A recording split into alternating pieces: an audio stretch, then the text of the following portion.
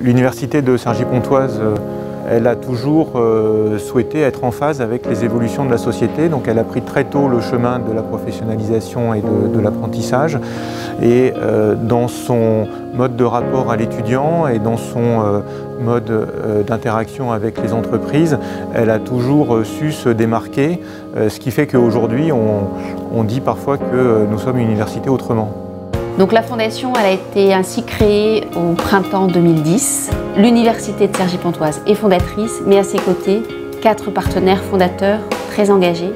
Donc une collectivité territoriale, la communauté d'agglomération de Cergy-Pontoise, et 3 entreprises que sont donc Orange, la Banque Populaire Rive de Paris et SPI Batignolles. Une fondation, c'est un outil, comme il en existe bien d'autres au service de l'université. Mais c'est un outil qui nous permet de nous adresser autrement au monde socio-professionnel. On co-construit les choses. Voilà, cette idée de co-construction nous est extrêmement chère et je crois qu'elle est également très chère à nos partenaires. Ce sont du coup des entreprises qui nous accompagnent au jour le jour dans nos projets. Plus de 80 étudiants aujourd'hui accompagnés dans le cadre de bourses d'études, couplées de mentorat. C'est aussi le volet recherche, une recherche développée en partenariat avec des entreprises dans le cadre des chaires. Nous avons également plus d'une centaine de projets qui sont remontés en interne de la communauté de l'université de Cergy et que nous avons financés, accompagnés.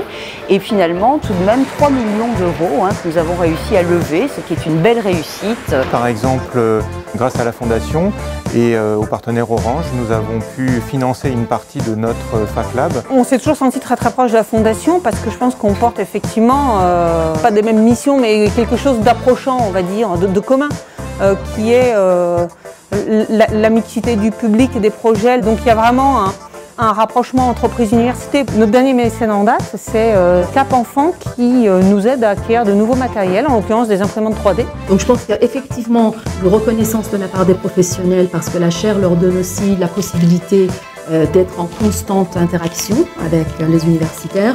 Et pour nous aussi, c'est un véritable vecteur. Aujourd'hui, je travaille sur le droit des affaires au sens large, notamment toutes les problématiques en matière de gouvernance d'entreprise. Nous faisons des recherches sur les matériaux de génie civil, notamment les matériaux cimentaires. Travaillons sur des pâtes de ciment, des mortiers, des bétons. Donc il y a de l'innovation qui est apportée aux entreprises qui utilisent ces bétons dans les nouvelles constructions. Sur le plan local, nous avons mis en place un comité Val d'Oise avec les acteurs du territoire, mais également les réseaux territoriaux au niveau du Val d'Oise. Et ça nous permet de rentrer en contact avec des PME, voire des plus petites entreprises. Et c'est ainsi que le groupe Lacroix, par exemple, nous a accompagnés et est devenu mécène de notre université.